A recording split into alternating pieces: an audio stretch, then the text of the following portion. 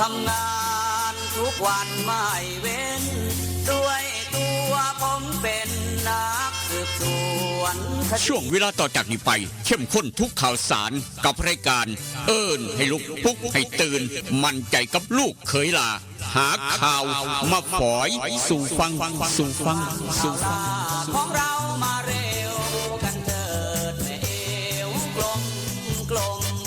ข่าวใหม่ๆสดใสทุกตอนโปรดรับฟังบางอ่อนข่าวร้อนๆของผมเกิดเป็นผู้หญิงนี่แสนลำบากใจจริงๆนะเธออ้าวทำไมล่ะเธอก็อย่างที่ฉันเป็นอยู่เดี๋ยวนี้แหละปวดท้องน้อยปวดบั้นเอวทรมานจริงๆซื้อกาโน่หน่อยค่ะซื้อกาโน่นะครับซื้อกาโน่นะคะจะต้องรีบไปซื้อมาแล้วล่ะกาโน่จำชื่อกาโน่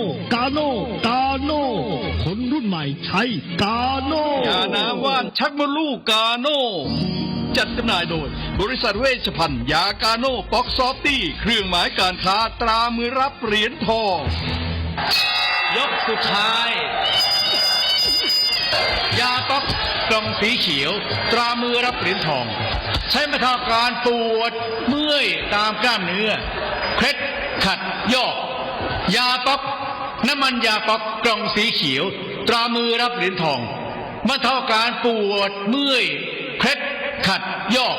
มีจำหน่ายตามร้านขายยาทั่วไปโรคฤทธิ์ดวงทวารหนักเป็นแล้วทรมานเริ่มต้นจากมีอาการคันบริเวณขอบรูทวารและมีอาการปวดท่วมทวารหนักถ้าปล่อยไว้นานอาจมีแผลเป็นรูปกลีบมะเฟืองและเป็นหนอกคล้ายเดือยไก่มีเลือดไหลซึมถ้าเป็นมากจะถ่ายออกมาเป็นเลือด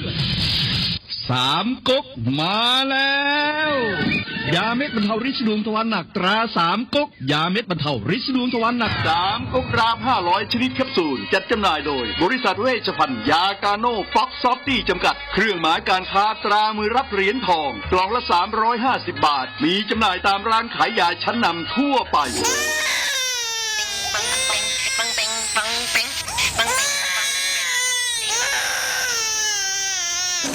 ลูกแอวลูกไห้เป็นไข่ไปหาหมอช่วยด้วยช่วยหน่อยคุณหมอไปคลินิกนายแพทย์จามิกรหรือว่าหมอดอดใจดีตั้งอยู่ตรงข้ามตลาดสดศรีช่องใหม่ไปมาหาง่ายตรวจรักษาโรคทั่วไปเด็กผู้ใหญ่ผู้สูงอายุความดันเบาหวานตรวจน้ำตาลในเลือดโรคทางเดินอาหารทางเดินหายใจปวดกล้ามเนื้อคอกระดูกเสื่อมมีวิตามินบำรุงผิวบำรุงร่างกายบริการส่งตรวจเอ็กซเรย์คอมพิวเตอร์ตรวจคลื่นแม่เหล็กไฟฟ้าไปคลินิกนายแพทย์จามิกรอยู่ตรงข้ามนาตลาดศรีช่องใหม่ตรวจดีมีมาตรฐานบริการเหมือนญาติพี่น้องเปิดบริการสู้มือต้องไปหาหมอดอดใจดีสอบถามได้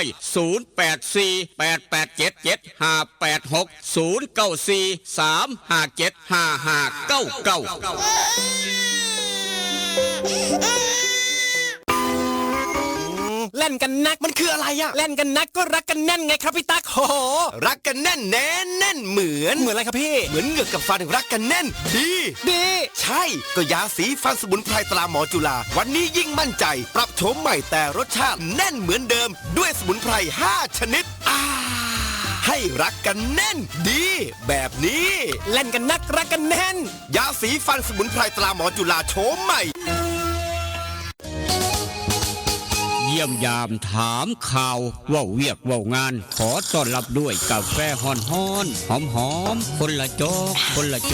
ด้วยความหักความแพงกับกาแฟเพื่อสุขภาพดรเจคอฟฟี่ดรเจคอฟฟี่มีถังเสาของแท้จากทิเบตเฮ็ดลินจือส้มสกัดภูขาวแปะกล้วยผงเกากี้มีประโยชน์เพื่อสุขภาพทั้งหญิงและชายมือนี่สุขภาพเป็นเรื่องสำคัญคนดื่มกาแฟขอกาแฟต้องดื่มดรเจคอฟฟี่ดรเจคอฟฟี่มีแต่คนอยากดื่มเศร้าดื่มแหลงเพื่อสุขภาพด้วยดรเจคอฟฟี่ดรเจคอฟฟี่คนละจอกมีจำหน่ายที่ FM 96.5 เมกะเฮิรตซ์ 0816016232 เด้อเจ้าวิทยาลัยเทคโนโลยีวิชาชีพท่าบ่อ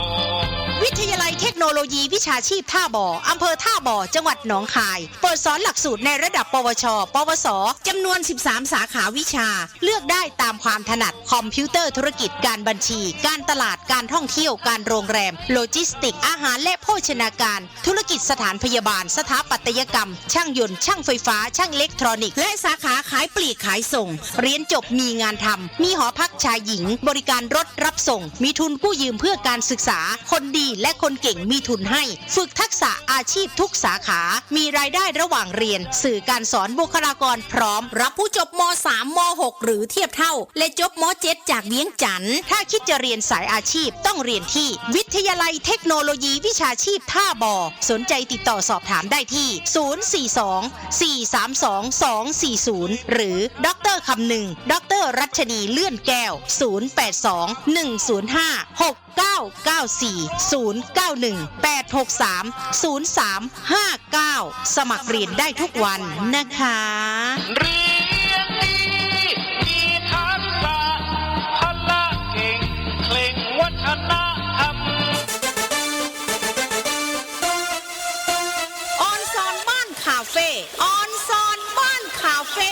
บรรยากาศสไตล์เกาหลีมีชุดฮันบกใส่ถ่ายเซลฟี่ที่สวนสวยๆหลากหลายมุมมองแสนจะประทับใจได้ธรรมชาติไปที่ออนซอนบ้านคาเฟ่ออนซอนบ้านคาเฟ่บ้านโคกหนองแบงใกล้บ้านผู้ใหญ่วิชัยบริการอาหารครบวงจรเครื่องดื่มชากาแฟสมูทตี้เบเกอรี่มีสวนน้ำไว้บริการเด็กๆอีกด้วยที่จอดรถสะดวกสบายออนซอนบ้านคาเฟ่ออนซอนบ้านคาเฟ่รับจัดงานเลี้ยงงานสังสรรค์ทุกรูปแบบเปิดบริการทุกวันตามเราไปเริ่มต้นที่3แยกไฟแดงไปรษณีย์สีเชียงใหม่มีป้ายบอกทางตลอดเส้นทางจนถึงออนซอนบ้านคาเฟ่ออนซอนบ้านคาเฟ่ปักหมุดได้หรือโทรศัพท์ 082-457-1145 เจลักกี้คนสวยพร้อมยายพันธุ์อีสานบ้านทุ่งยินดีต้อนรับทุกท่านตั้งแต่เช้าถึง4 ทุ่มทุกวันอย่าลืมไปสวยไปแซ่บน้ำกันเด้อจ้า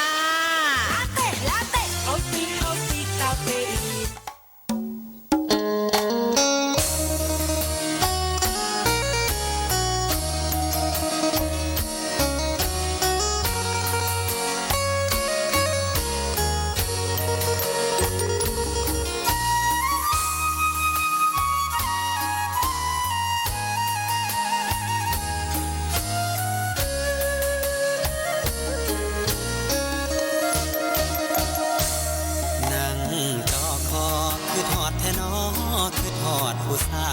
วเย็นลมหนาวกินข้าวแรงแล้วยังบ่นอน2 ทุ่มครึ่งเอารูปผู้สาวเบิ่งแล้วอ่อนสอน3 ทุ่มก่อนเปิดใต้หมอนเอาจดหมายมาอ่านนั่งโกโซคือทอดพะโล้เฝ้าแต่รำพึงพอตี 1เฝ้าคิดถึงคำเคยเว้ากันตี 2 คล้อยเขียนจดหมายน้อยไปถึงนุ่งครานตี 3อ่านทบทวนเขียนใหม่อีกทีฮอดอีหลีใต้นี้บ่เคยหักใครคือทอดหลายเพราะขวัญใจเจ้าคือชีวีคือทอดสิเป็นสิตายเพราะห่างไกลกันนานเป็นปีคิดฮอดทุกวินาทีลมหนาววีวีอายแห่งคิดฮอดแองนั่งทรงลงหลับบ่ลงกระวนกระวาย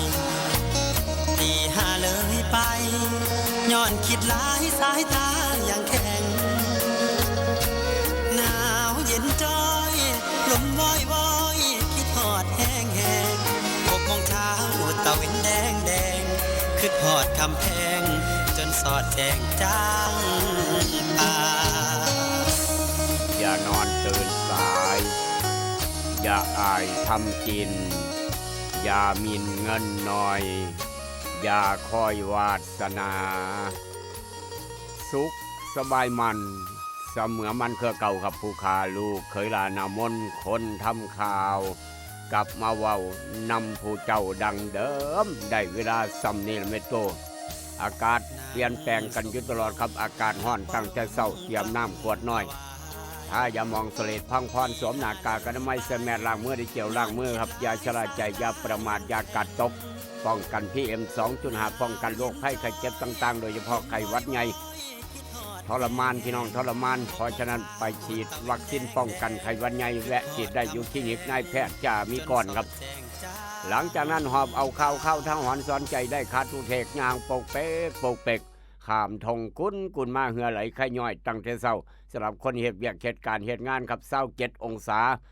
27องศาเซนเซียสครับย่ำมื้อเช้าฮ้อนมื้อวานนี่ก็ฮ้อนมื้อนี้ก็ฮ้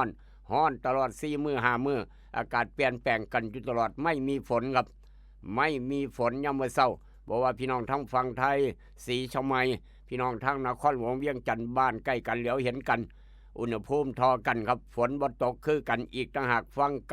96.5เสียงจากบ้านหม้อแดนสยามคือกันกับรายการเอิ้นให้ลูกปลุกให้ตื่นลูกเคยล่ารายงานโตอย่างเป็นทางการครับมาพร้อมกับกาโนปอกสบู่ซอฟตี้ยาถ่ายพยาธิไวสนิก3กกยาสีฟันหมอจุฬากาแฟดรเจ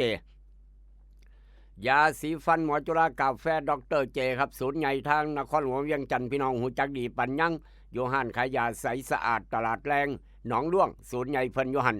บอกว่าอยากได้กาแฟดรเจอยากได้ยาสีฟันหมอจุฬาทั้ง2สูตร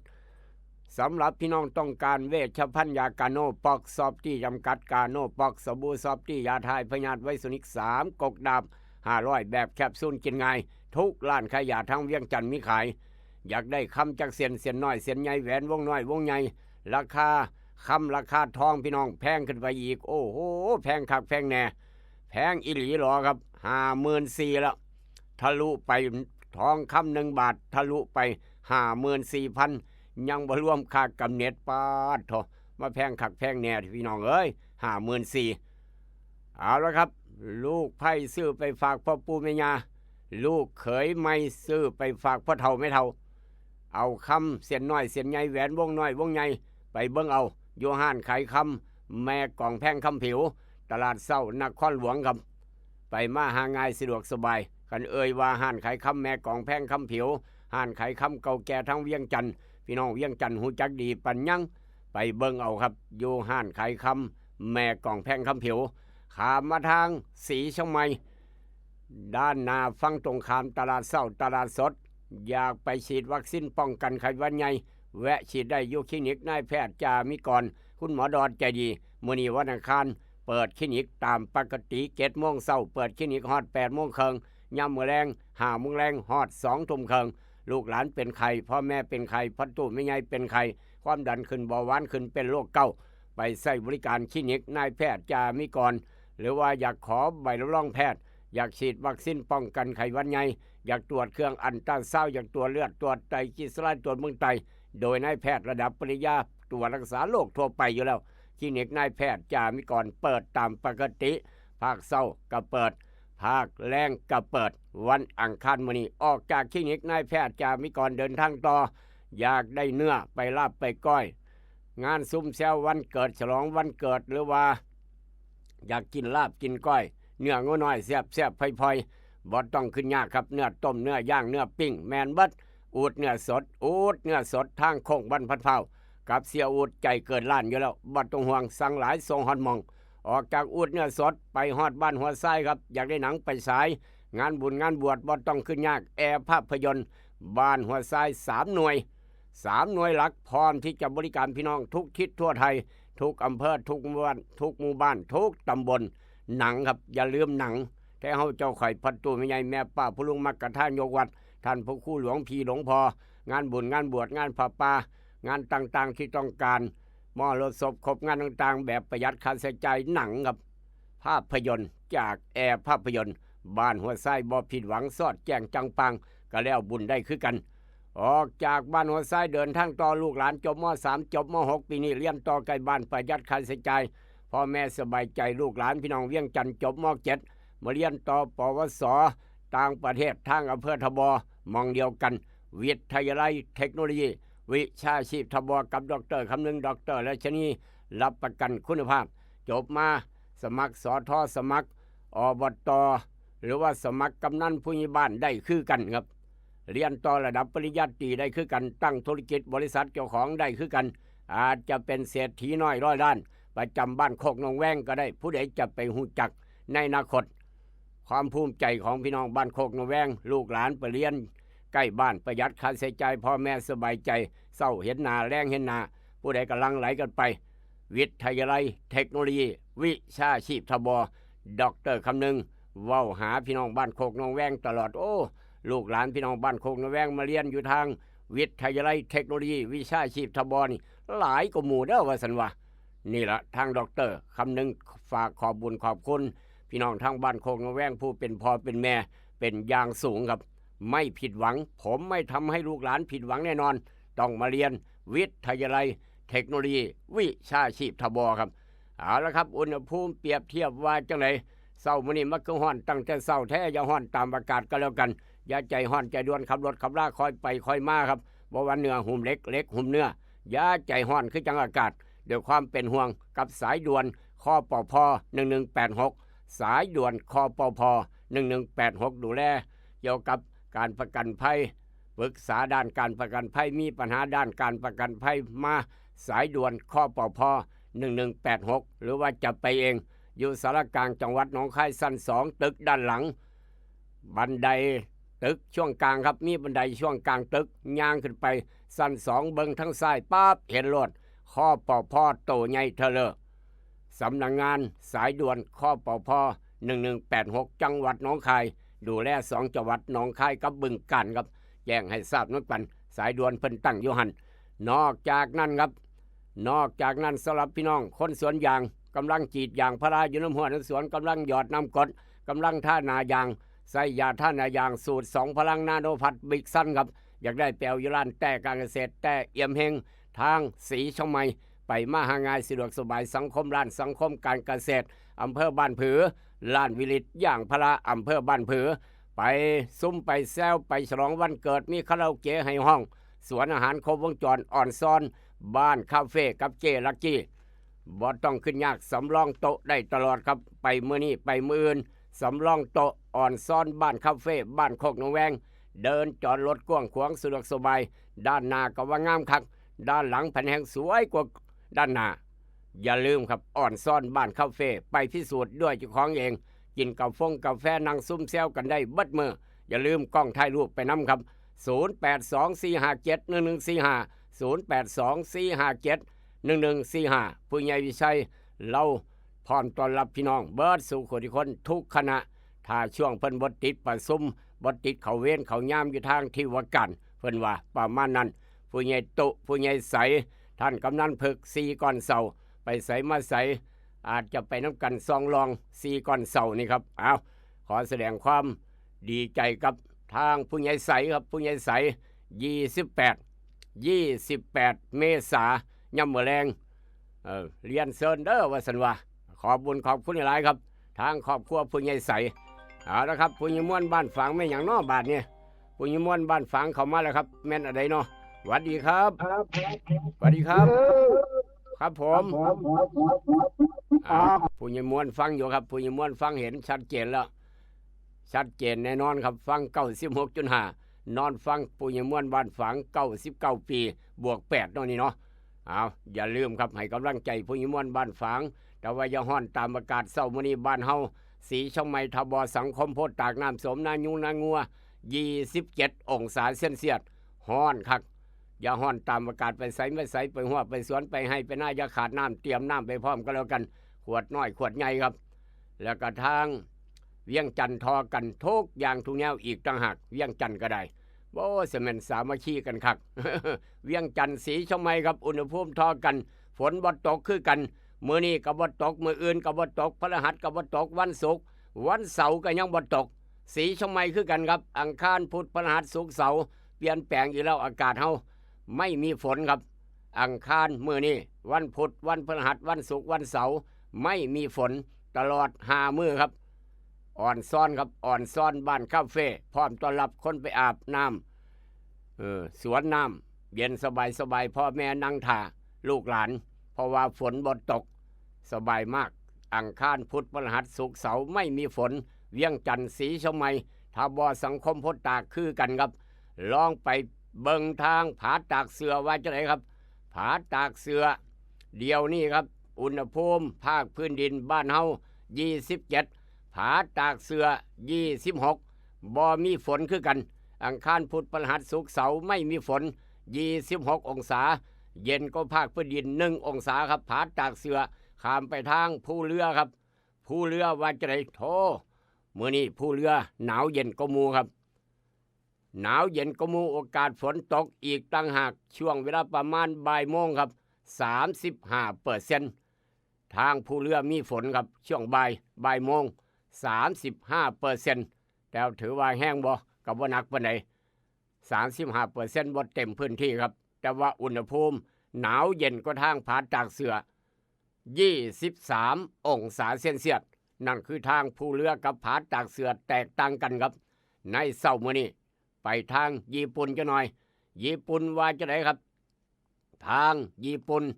เดี๋ยวนี้8 โมงกว่าครับทางญี่ปุ่น8 โมงกว่าเวลาเร็วกว่าบ้านเฮา2 ชั่วโมงครับบ้านเฮา6 โมงเช้าญี่ปุ่น8 โมงเช้าครับ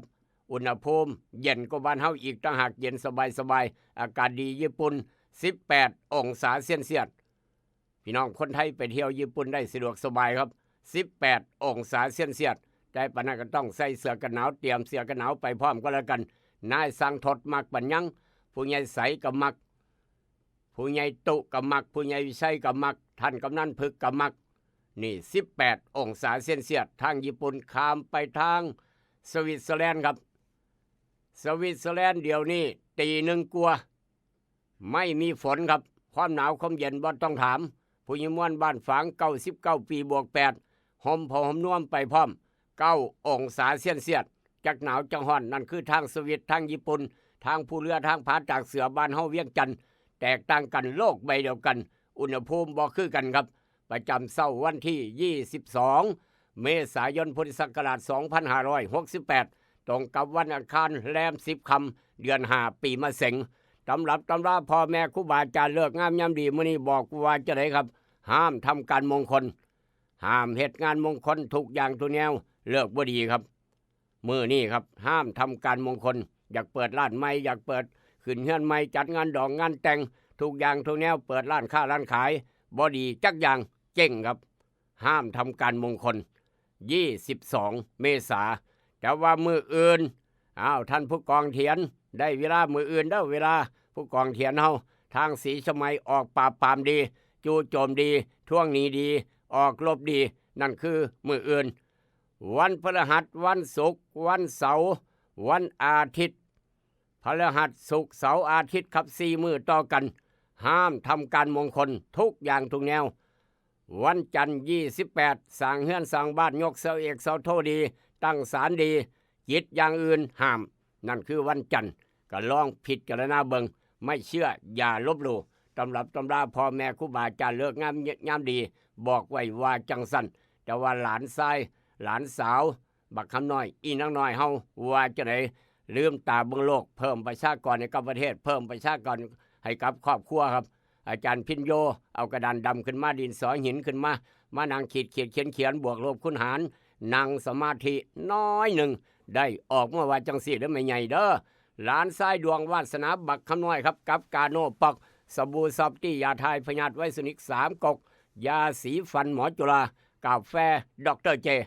หลานชายบักคำน้อยครับได้หลานชายดีใจน้ำครับได้หลานชายหลานสาวอาจารย์พินโยได้ทำนายไทยทักดวงวาสนาไว้ว่าจังสิหลานชายบักคำน้อยครับใหญ่ขึ้นมาจะเป็นลูกผู้ชายที่เฉลียวฉลาดเว้าคิดเขียนคิดคนเก่งเว้าเก่งคิดคนเก่งเขียนเก่งมีจิตใจเข้มแข็งกล้าหาญมีน้ำใจดีแต่ว่าใจห้อนขนาดมักอาสาเจ้านายครับเป็นทหารเก่งตำรวจเก่งนายสร้างแห่งคักผู้หลักผู้ใหญ่ความเมตตา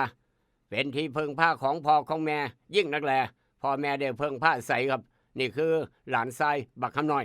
สำหรับพี่น้องบ้านเฮาเจ้าคอยได้หลานสาวครับหลานสาวดวงวาสนาเป็นจังใด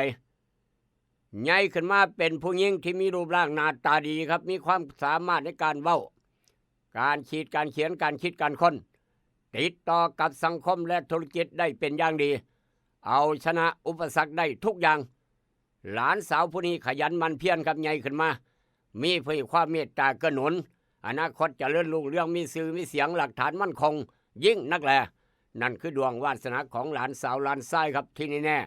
เลี้ยงในน้ำนมแม่เอาคักเอาแคนกระโลดสมองจะได้ดีปัญญาจะดีเลิศขอแสดงความดีใจน้ำอีกรอบหนึ่งสำหรับพี่น้องบ้านเฮาเจ้าคอยครับที่เกิดวันอังคารผู้ใดเกิดวันอังคารยกมือขึ้นกันหน่อยตื่นแต่เช้าหนึ่งเขาใส่บาตรเพื่อที่นอนตื่นสวยเทวดาเพิ่นจมคนเกิดวันอังคารครับพี่น้องคนเกิดวันอังคารกับกาโนปอกสบู่ซอฟตี้ยาไทยพยัดไวสุนิก3 กกยาสีฟันหมอจุฬากาแฟดรเจคลินิกนายแพทย์จามิกรคุณหมอดอนใจดีวันอังคารมื้อนี้เปิดคลินิกตามปกติเช้าก็เปิดแรงก็เปิดอยากฉีดวัคซีนป้องกันไข้หวัดใหญ่แวะฉีดได้ค่อยเดินทางต่อแวะฉีดคลินิกนายแพทย์จามิกรคุณหมอดอนใจดีดวงวาสนาพี่น้องที่เกิดวันอังคารอย่าเฝ้าคุยเท่าเฮืองเท่าหมอนเอามือลงยังบ่ฮอดมือเจ้าของทั้งตลาดสนมอนครับคนเกิดวันอังคารมื้อนี้ดวงวาสนาพี่น้องเกิดวันอังคารครับการตามใจเจ้าของมากเกินไปในการใส่ใจอยากซื้อก็ซื้ออยากเฮ็ดจังได๋ก็เฮ็ดนี่การตามใจเจ้าของมากเกินไปในการใส่ใจเฮ็ดให้เงินทองถูกใส่ไปเกี่ยวกับการรักษาหน้าตาในสังคมครับเป็นจังซั่นเด้ย้อนหน้าย้อนตานี่ย่านขายหน้าเฮ็ดให้เงินทองถูกใส่ไปเกี่ยวกับการรักษาหน้าตาในสังคมคนหมู่มากการตามใจเจ้าของมากเกินไปในการใส่ใจครับมีโอกาสได้ศึกษาวิชาการที่แปลกๆจะได้ร่วมงานในองค์กรการกุศลงานที่เฮ็ดต้องใส่จินตนาการและการวิเคราะห์เป็นสำคัญครับส่วนท่านที่ยังบ่ได้งานก็จะได้งานเฮ็ด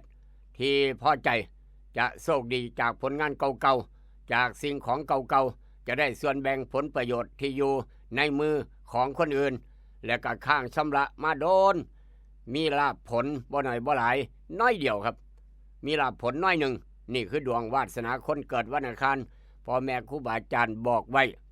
ลูกเขยหลาบอกต่อเสือบ่เสือเป็นอีกเรื่องหนึ่งด้วยความหักความแพงกับยาสีฟันหมอจุฬากาแฟดรเจวันนี้ในอดีตย้อนไปเมื่อหลายปีผ่านมาครับหลายปีผ่านมาโลกนี้คือละครโลกนี้อยากเกิดแผ่นดินไหวก็เกิดอยากเกิดน้ำท่วมก็เกิดอยากเกิดลมพัดพายุสารพัดนึกสดแต่ละขวดแต่ละทวีปแต่ละพื้นที่บ่คือกัน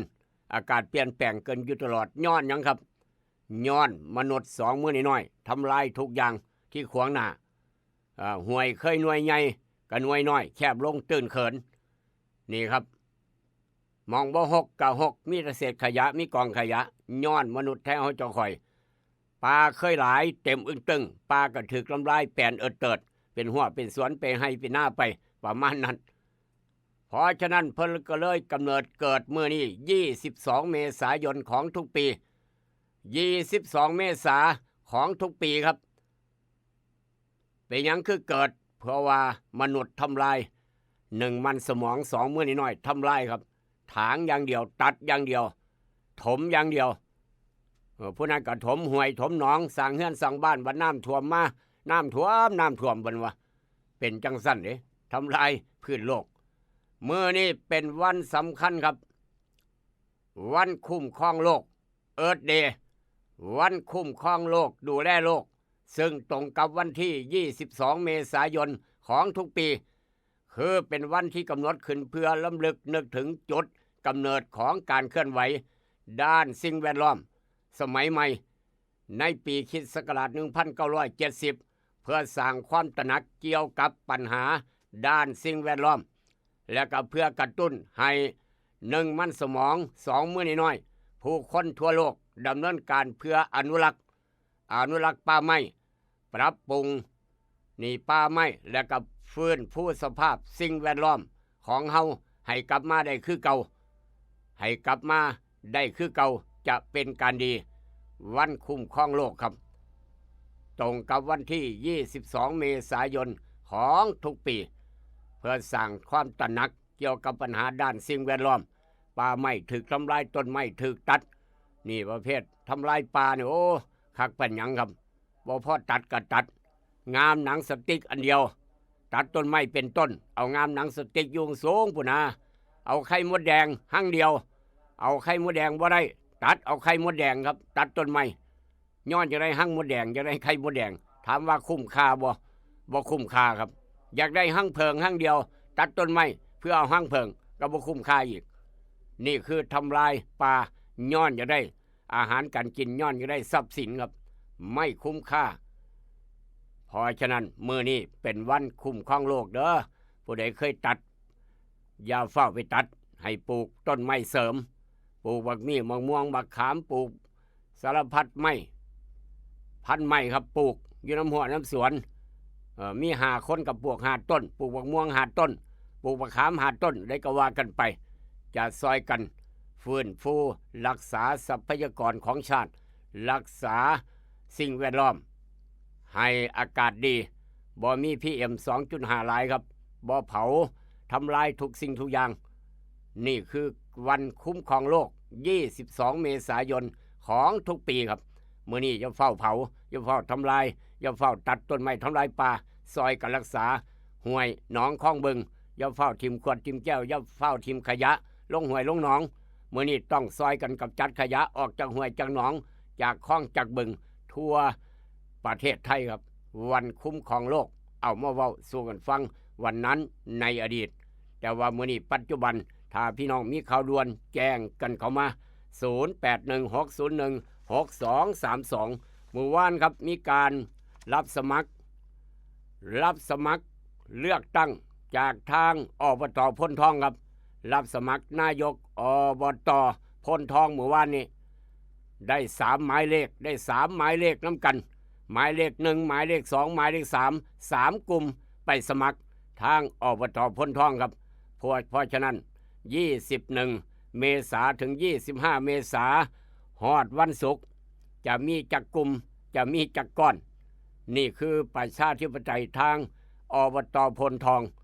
ตำบลพลทองอำเภอโพธิ์ตากจังหวัดหนองคายครับได้3 กลุ่มแล้วได้3 หมายเลขลูกขลาบอกขออนุญาตเอ่ยชื่อหมายเลข1หมายเลข2หมายเลข3ครับนอกจากนั้นนี่แจ้งข่าวด่วนกันเข้ามาทะเบียนรถหายป้ายทะเบียนรถหายครับนอหนูขอไข่2150สมุทรสาครครับป้ายทะเบียนตกหล่นของรถนอหนูขอไข่2150สมุทรสาครผู้ใดเห็นครับหายระวังโลตัสศูนย์การค้าโลตัสทบมาทางศรีชมัยไปจนฮอดบ้านลุ่มพินีครับหายจากโลตัสทบมาตามถนนทบศรีชมัยไปจนฮอดบ้านลุ่มพินีผู้ใดเก็บได้มีรางวัลให้ 1,000 บาทครับผู้ใดเก็บได้มีรางวัลให้ 1,000 บาทแจ้งด่วนครับหรือจะเอาไปไว้โรงพักศรีชมัยก็ได้หรือเอามาไว้ทาง 96.5 ก็ได้จะได้รางวัล 1,000 บาทผู้ใดเก็บป้ายทะเบียนรถหมายเลขทะเบียนนอหนูขอไข่2150สมุทรสาครเจ้าของเพิ่นให้รางวัล 1,000 บาทถือว่าเป็นข่าวด่วนผู้ใดจะได้หมาน 1,000 บาทแจ้งด่วนครับแจ้งมาทาง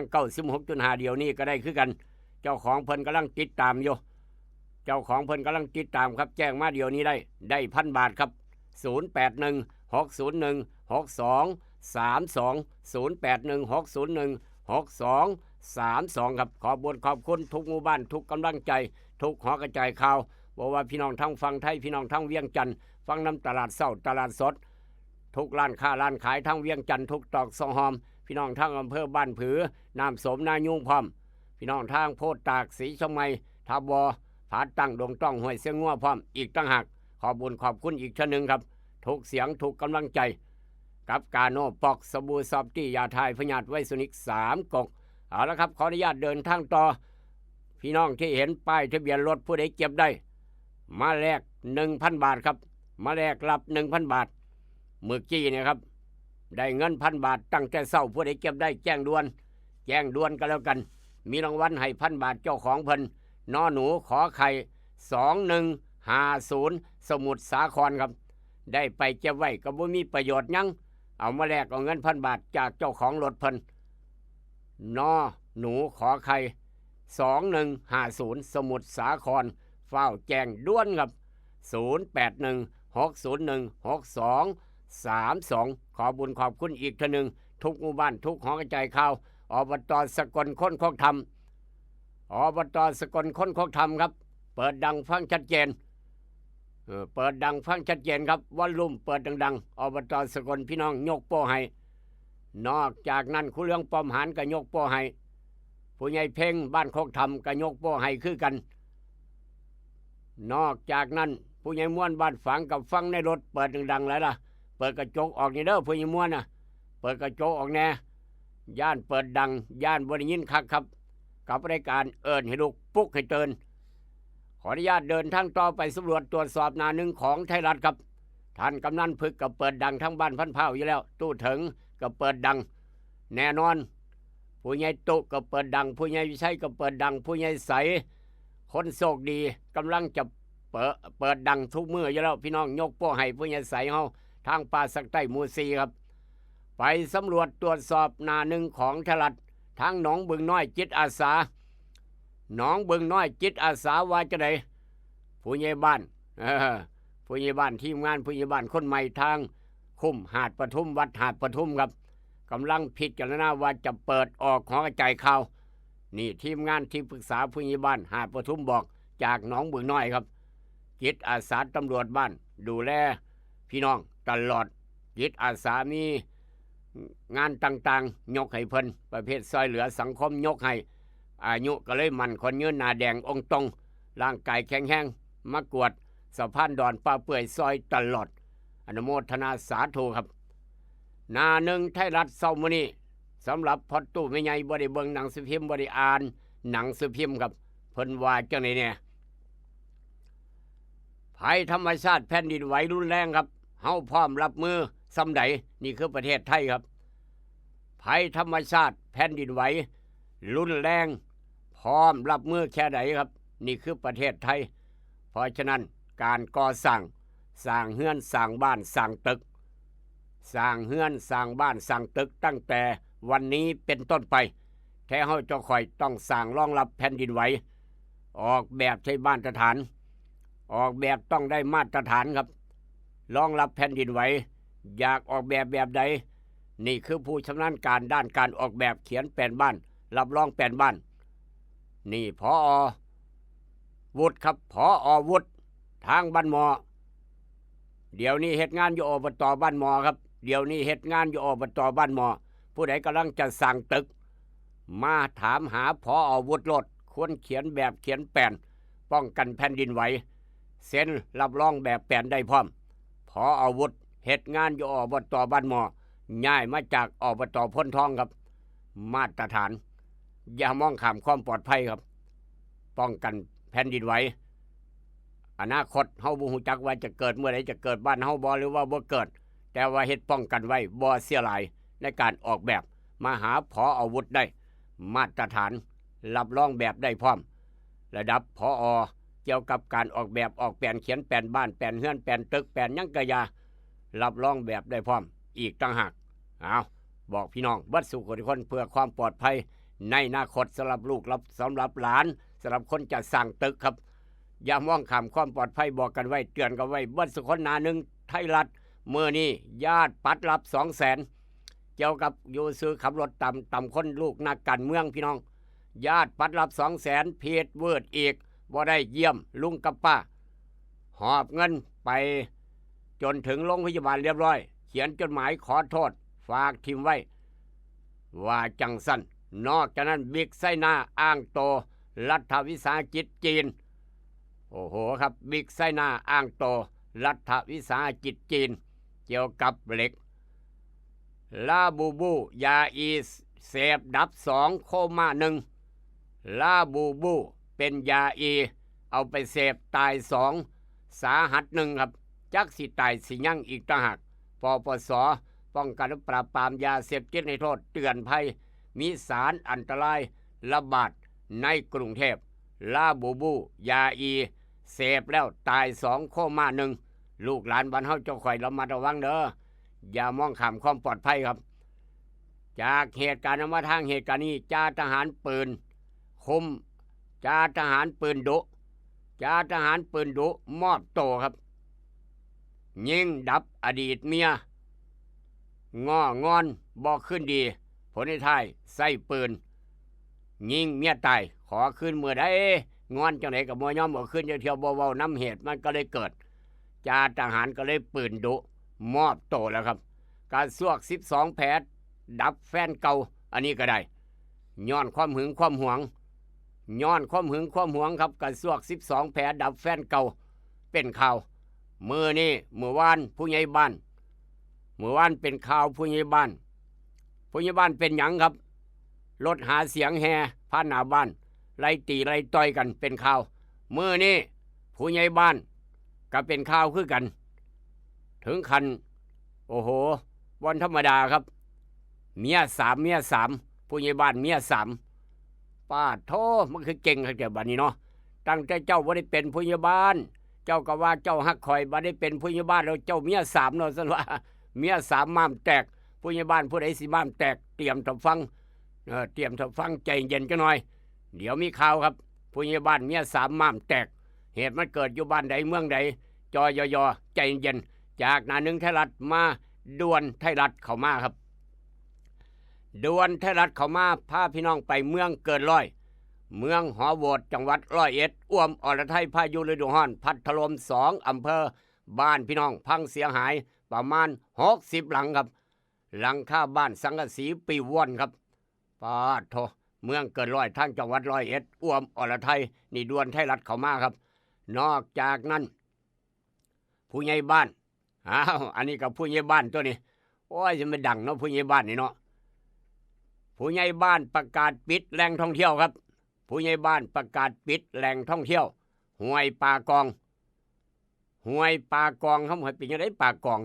บนป่าตองนี่พี่น้องอันนี้ก่อไก่ครับห้วยป่ากองโตแบบใดผู้ใดเคยเห็นป่ากองบ่แม่นป่าตองครับจากเหตุสู่ลบฟังทางพม่าผู้ใหญ่บ้านก็เลยปิดแหล่งท่องเที่ยวห้วยป่ากองบ่ให้ไปเที่ยวบ่ให้ไปกินข้าวอยู่เทิงแพครับให้ว่าแพเงียบเหงาบ่มีผู้ใดกล้าไปย้อนเจอการลบล่าข่าวฟันกันอยู่ทางฝั่งพม่าเป็นข่าวนอกจากนั้นนี่มาแล้วเห็นว่าแล้วเว้าปุ๊บมาปรับรถจนเป็นข่าวด่วนของไทยรัฐเมียหลวงครับเมียหลวงหมอเสลียเมียใหญ่เมียหลวงคุณนายผู้ใหญ่บ้านบอกว่าผัวหนูเป็นผู้ใหญ่บ้านมีผู้สาว3คนครับ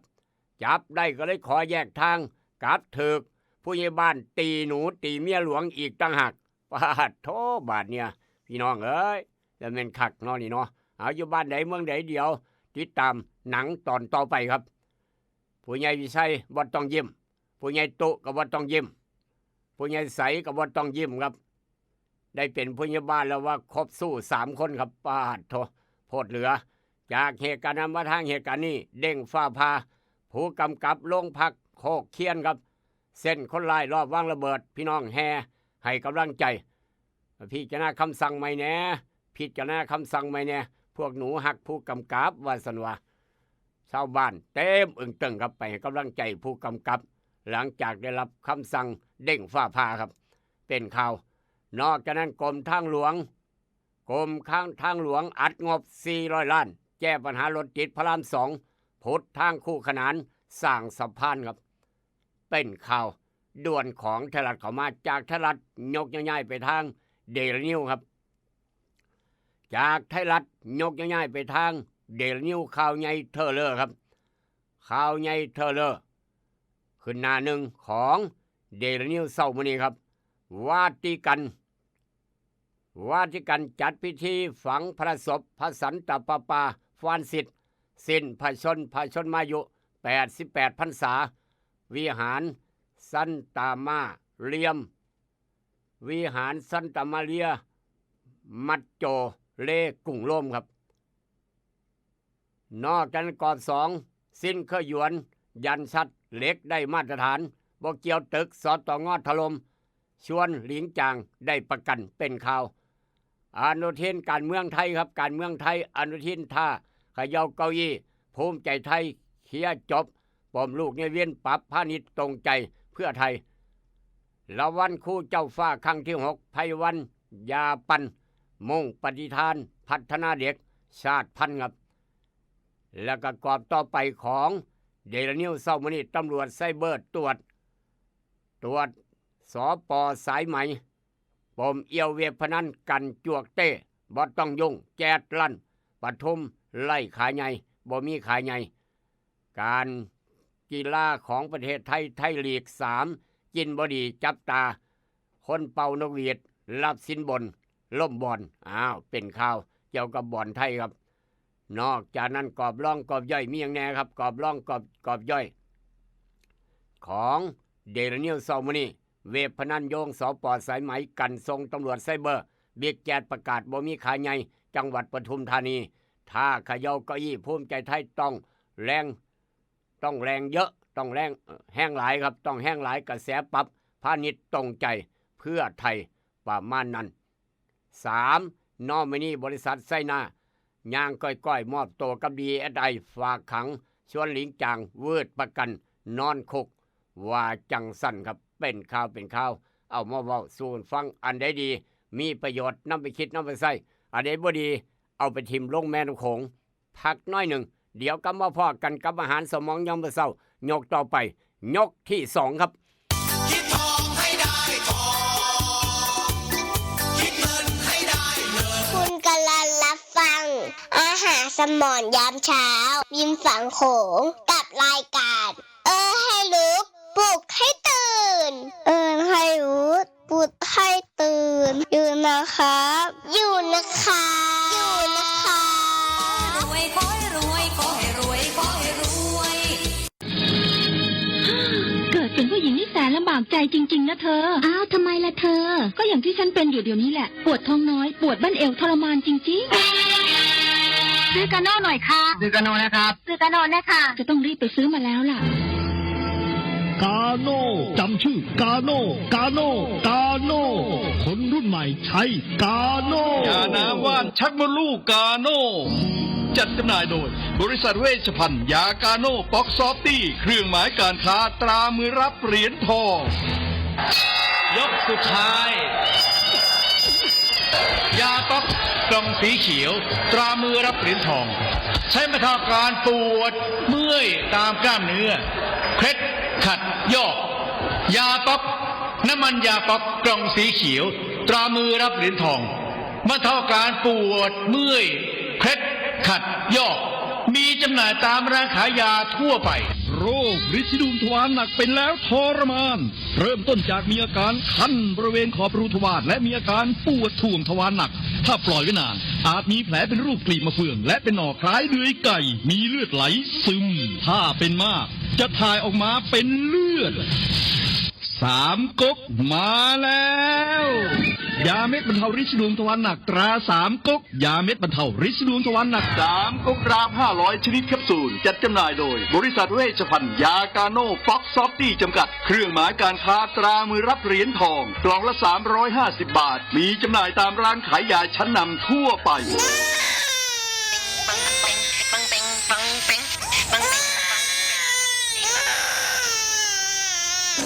ลูกแอวลูกไห้เป็นไข้ไปหาหมอช่วยด้วยช่วยหน่อยคุณหมอ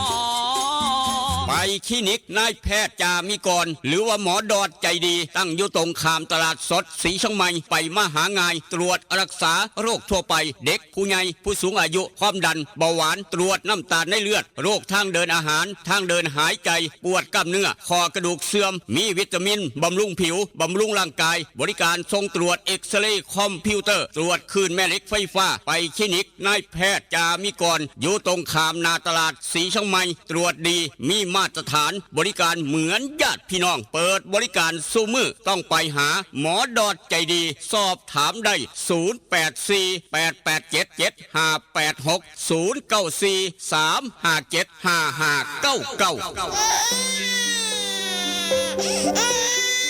จึงยอมถอดแหวนที่แม่เคยสวมนิ้วให้ มั่นแฟนด้วยแหวนแม่เขาเป็นคำแท้ๆ100%มีใบหับประกันจากห้างกล่องแพงคำผิวนครหลวงเวียงจันทร์ เมนแล้วคันได้คำจากห้านไข่คำกล่องแพงคำผิวบว่าสร้อยข้อคำสร้อยแขนแหวนตุ้มหูหูประพันธ์ถูกสนิทลวดลายงามหลากหลายทุกทานมั่นใจ100%อยู่ตลาดเศร้ามอ2สั้น2ห้อง36หน้าลิบห้านไข่คำกล่องแพงคำผิวห้านไข่คำกล่องแพงคำผิวยังหับซื้อขายแลกเปลี่ยนคำได้ราคาสูงทึกใจนอกจากนั้นยังหับออกแบบคำตีคำตามแบบตามสั่งที่ลูกค้าต้องการห้านขายคำกล่องแพงคำผิวมีเครื่องกวดเซ็กคำที่มาตรฐานคำทุกเส้นจึงผ่านการกวดสอบลูกค้ามั่นใจอยากได้คำแลกเปลี่ยนคำไปห้านกล่องแพงคำผิวแล้วจะบ่ผิดหวังอยู่ตลาดเศร้ามอ2สั้น2ห้อง36หน้าลิบเห็นง่ายสอบถามปรึกษาได้0212146555509012พอกล่องแพงแม่คำผิวหับห้องคุณภาพกับคำทุกเส้นเด้อเจ้าเพื่อนแท้ชาวสวนยางมาแล้วนาโนพลัดยาทาหน้ายางสูตร2พลังที่1ทำให้หน้ายางนิ่มหน้ายางไม่ดำไม่ตายนึ่งพลังที่2ทำให้น้ำยางออกเยอะออกหลายมีดน้ำยางน้ำหนักดีนาโนพลัดขนาด1ลิตรทาต้นยางได้มากกว่า 2,000 ต้นนาโนพลัดเหมาะสำหรับยางอายุ 10-18 ปีสำหรับยางใหญ่อายุมากกว่า 18 ปีใช้บิ๊กซันระวังของปลอมและของเรียนแบบของแท้ต้องชื่อนาโนพลัดของแท้ต้องมีตราสสวัสดี1998นาโนพลัดและบิ๊กซันหาซื้อได้ที่ร้านวิลิตยางพาราอำเภอบ้านผือจังหวัดอุดรธานีร้านสังคมการเกษตรอำเภอสังคมจังหวัดหนองคายและร้านเคมีเกษตรชั้นนำใกล้บ้านท่านสูตรเด็ดนาโนพลัดใช้แล้วน้ำยางเยอะน้ำยางน้ำหนักดีใน1 วันเป็นระยะทางเท่าไหร่ที่คุณใช้ชีวิตอยู่บนท้องถนนแล้วถ้ารถชนคุณขับรถชนคนเดินตัดหน้ารถคุณหักหลบรถชนคันอื่นโอ้ยวุ่นวายวุ่นวืนจริงเลยไม่เป็นไรครับเพราะรถทุกคันต้องมีประกันภัยรถภาคบังคับหรือพรบคุ้มครองผู้ประสบภัยจากรถพุทธศักราช 2535 สถานการณ์ต่างๆก็ดีขึ้นคำเตือนหากไม่ทำมีโทษปรับไม่เกิน 10,000 บาทขับขี่ปลอดภัยอุ่นใจเมื่อมีพรบคปภ.สำนักงานคณะกรรมการกำกับและส่งเสริมการประกอบธุรกิจประกันภัยนั่นแหละครับด้วยความเป็นห่วงกับสายด่วนคปภ1186รถมอเตอร์ไซค์รถใหญ่อยู่ใต้ตารางบ้านใต้ตารางเฮือนของพี่น้องเบิ่งนี่เด้อพรบเบิดหรือบ่ทันเบิดครับถ้าเบิดแล้วก็ไปต่ออย่ามองข้ามความปลอดภัยพรบประกันภัยสั้น3สั้น1แม้กระทั่งพรบป้ายวงกลมพี่น้องเบิดแล้วบ่ด้วยความเป็นห่วงถ้าเบิดแล้วเฝ้าไปต่อครับย่านเกิดอุบัติเหตุเพศภัยย่านมีปัญหาตามมาภายหลังด้วยความเป็นห่วงจากสายด่วนคปภ1186สายด่วนคปภ1186สำหรับเบอร์โทรศัพท์อูดเนื้อสดต้องการเนื้อสดสั่งหลายส่งฮอดมองครับหรือว่าอยากได้เนื้อลาบเนื้อก้อยเนื้อต้มเนื้อปิ้งเนื้อย่างแมนเบิร์ดอูดเนื้อสดทางโค้งบ้านพัดเผาของเสียอูดใจเกินล้านเบอร์โทรศัพท์เบอร์นี้ครับ095 3295764 095-329-5764เบอร์โทรศัพท์อูดเนื้อสดโทรหาด่วนได้นอกจากนั้นอยากได้เบอร์โทรศัพท์อ่อนซ่อนบ้านคาเฟ่สำรองโต๊ะซุ่มอาหารสวนอาหารครบวงจรอ่อนซ่อนบ้านคาเฟ่บ้านโคกหนองแวงครับเลยบ้านโนนสง่าไปน้อยหนึ่งเบอร์โทรศัพท์อ่อนซ่อนบ้านคาเฟ่โทรหาเจลักกี้หรือว่าคุณยายพันธุ์อีสานบ้านทุ่งเปิดตั้งแต่เช้าฮอด4 ทุ่มเสมอ ฉลองวันเกิดฉลองตำแหน่งไปอ่อนซ้อนบ้านคาเฟ่ด้านหน้าก็งามด้านหลังก็งามครับ มีชุดห้ำโบกไว้ให้ใส่ถ่ายรูปพร้อมอีกต่างหากเบอร์โทรศัพท์ 082-457-1145 ครับอย่างนี้เราก็บอกต่อกันไปสำรองโต๊ะได้ตลอดฟังน้ำบ่ทันขอมาหลังไม้ก็ได้อ่อนซ้อนบ้านคาเฟ่กำลังได้รับความนิยมอย่างสูงผู้ใดก็ไปตามหาอ่อนซ้อนบ้านคาเฟ่อ่อนซ้อนบ้านคาเฟ่บ้านโคกหนองแวงเลยบ้านโน้นสง่าไปใกล้ๆกับบ้านผู้ใหญ่วิชัยครับอย่างนี้เราก็บอกต่อสำหรับพี่น้องคนสวนยางอยากได้นาโนพัดกับบิ๊กซันครับนาโนพัดบิ๊กซันยาท่านายางสูตร2พลังอายุสวนยางบ่เกิน18ปีใส่นาโนพัดสวนยางสวนใดเกิน18ปีให้ใส่บิ๊กซันครับเรามาระวังของปลอมลอกเล่นแบบของแท้ต้องซื้อนาโนพัดของแท้ต้องมีตาสวัสดี1998ตัวแทนจำหน่ายสีชมัยปุ่มหูจักปรับล้านแต่การเกษตรแต่เอี่ยมเฮงเป็นตัวแทนจำหน่ายล้านสังคมการเกษตรอำเภอบ้านผือล้านวิลิตอย่างพระอำเภอบ้านผือใกล้หมู่ใดใส่บริการหมอหันอย่างนี้เราก็บอกต่อกันไปนี่คือแนวดีมีประโยชน์เอามาฝากพี่ฝากน้องโดยความปรารถนาดีกับรายการให้ลูกปุ๊กให้เจินเอาแล้วครับได้เวลาไปเอาบุญน้ำกันลูกเคลาเอาบุญมาฝากครับกาโนปอกสบู่ซอฟตี้ยาทายพญาติไวสุนิก3 กกเอาบุญมาฝากพาพี่น้องไปทางบ้านคุ้มคำครับ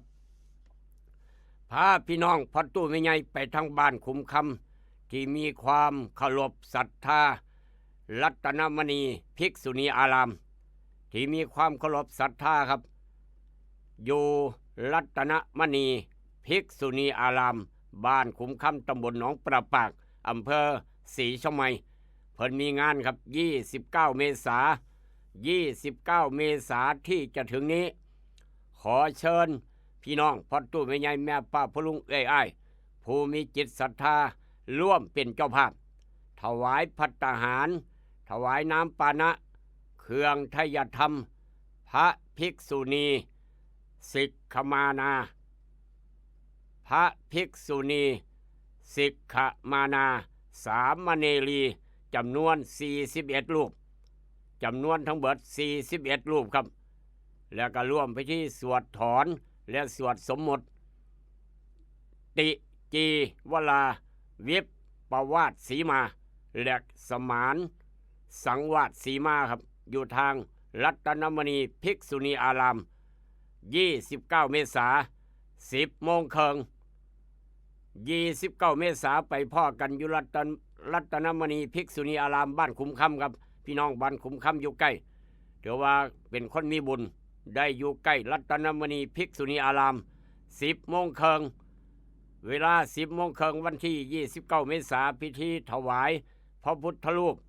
และถวายภัตตาหารเพลครับเวลาเที่ยงครึ่งพิธีสวดถอนและสวดสมมุติดิจิวลาวิปปวาทสีมาและสมานสังวาสสีมาครับอยู่ทางรัตนมณีภิกษุณีอารามจำง่ายๆก็คือ29 เมษายนไปร่วมเป็นเจ้าภาพถวายภัตตาหารน้ำปานะเครื่องไทยธรรมพระภิกษุณีสิกขามานาและสามเณรีจำนวน41 รูปได้บุญได้กุศลอีกกล่องหนึ่งครับนี่คือข้าวบุญเอามาฝากจากทางภิกษุณีทางบ้านคุ้มคำครับรัตนมณีภิกษุณีอารามเพิ่นฝากข้าวบุญมาได้บุญได้กุศลน้ำกันเบิดสู่ทุกคนนอกจากนั้นเมื่อวานพี่น้องมาร่วมทำบุญสร้างสะพานดอนป้าเปื่อยครับร่วมทำบุญสร้างสะพานดอนป้าเปื่อยมื้อวานนี้พี่น้องมาจากบ้านโนนสง่าครับพี่น้องบ้านโนนสง่ามาร่วมสร้างสะพานบุญสร้างลานธรรมหลวงพ่อพระไสยหลวงพ่อองค์เตอร์คุณยายหงวนแม่ตู่หงวนหรือว่าคุณยายหงวนพิลาคงบ้านโนนสง่าร่วมทำบุญดอนป้าเปื่อยสร้างลานธรรม หลวงพ่อพระไสยหลวงพ่อองค์เตอร์ได้บุญได้กุศล100 บาท100กล่อง100 บาทอนุโมทนาสาธุร่วมเป็นเจ้าภาพเทปูนรอบเมนบ้านดอนขนุนอีก100 บาทอนุโมทนาสาธุและกับพี่น้องมื้อวานนี้มาทาง 96.5 ไม่ประสงค์ออกนามครับไม่ประสงค์ออกนามร่วมเป็นเจ้าภาพเทปูนคอนกรีตเสริมเหล็กแบบสำเร็จรอบเมนบ้านดอนขนุนอีก100 บาทไม่ประสงค์ออกนามอนุโมทนาสาธุได้บุญได้กุศลน้ำกันเบิดสู่ทุกคนครับพี่น้องหลั่งไหลกันมาจะได้บุญมหากุศลอันยิ่งใหญ่ในการเป็นเจ้าภาพร่วมเทปูนหรือว่าคอนกรีตสำเร็จรอบเมนบ้านดอนขนุนครับจะเป็นคนอยู่ดีกินดีมั่งมีสีสุขหน้าที่การงานเจริญก้าวหน้า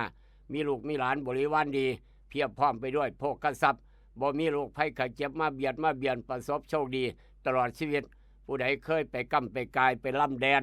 ไปเอาเขตแดนหน้าของคนอื่นทีของคนอื่นดินสาธารณะไปถมเอาห้วยเอาหนองมาเป็นของเจ้าของไปล่ำเขตแดนดินวัดว่าล่ำต่างๆไปเถียงหลวงพ่ออยู่วัดว่าล่ำบาปครับเพราะฉะนั้นแก้กรรมแก้เวรแก้บาปจะหน่อยโทษหนักจะได้กลายเป็นโทษเบายมพบาลจะได้ลบซื้อโทษออกจากบัญชีหนังหมาเพิ่นว่าเพราะฉะนั้นมาเฮ็ดบุญสร้างเมนกับพี่น้องบ้านดอนขนุนหรือว่าพี่น้องไปพ่ออยู่ตำบลใดบ้านใดเมืองใดอำเภอใดก็อย่าคำว่าสร้างเมนพี่น้องแวะไปเฮ็ดโลด5 บาท10 บาท100 บาทตามกำลังศรัทธาครับอานิสงส์ได้บุญใหญ่ลบความการเจ็บไข้ได้ป่วยโทษหนักจะได้กลายเป็นโทษเบาพร้อมอีกต่างหากนี่คืออานิสงส์ของการสร้างเมนเผาศพร่วมเป็นเจ้าภาพได้บุญใหญ่กองใหญ่พร้อมอีกต่างหากอย่าลืมบอกต่อกันไปมาได้ทาง 96.5 มาได้ซุมื้อหรือว่าจะไปทางบ้านดอนขนุนไปหาอบต.สายก็ได้ไปหาแม่คู่วันก็ได้เดี๋ยวรายชื่อเพิ่นส่งกันเข้ามาครับทาง 96.5 เทวดาฟ้าดินจะได้รับทราบนั้นกันเบิดสู่คนทุกคนงบประมาณขาดบ่กี่บาทครับขาดบ่กี่บาทได้ครบ 30,000 บาทเมื่อใดปิดยอดทันทีบุญกองนี้สร้างเมนทางบ้านดอนขนุนครับเทปูนรอบเมนเทปูนรอบเมนครับเมื่อทรงสักการทรงดวงวิญญาณของพี่น้องขึ้นสวรรค์จะได้เวียนรอบ3 รอบอย่างสะดวกสบายบ่คูคะบ่เป็นป่าหกบ่ตุกกักประมาณนั้นพี่น้องจะได้บุญได้กุศลได้บุญใหญ่อย่าลืมบอกต่อกันไปมี5 บาท10 บาทบาท1 2 บาทได้เบิดพี่น้องเลยเดี๋ยวความปรารถนาดีกับรายการเอิ้นให้ลูกปุ๊กให้เตือนอยากร่วมเป็นเจ้าภาพสร้างลานธรรมหลวงพ่อพระไสยหลวงพ่อองค์เตอร์แจ้งกันเข้ามาได้ตลอดทางดอนป่าเปื่อยท่านพ่อสนองเข็มพมาอยู่ดอนป่าเปื่อยซุมื้อครับลูกขลากับติดภารกิจประชุมสัมมนาจังซี่ก็บ่ได้ไปบางมือก็ไปเหตุการณ์เหตุงานดูแลความสะอาดสะอ้านดูแลแหล่งท่องเที่ยวของพื้นที่ตำบลบ้านหมอของศรีชมัยของจังหวัดหนองคายของประเทศไทยครับ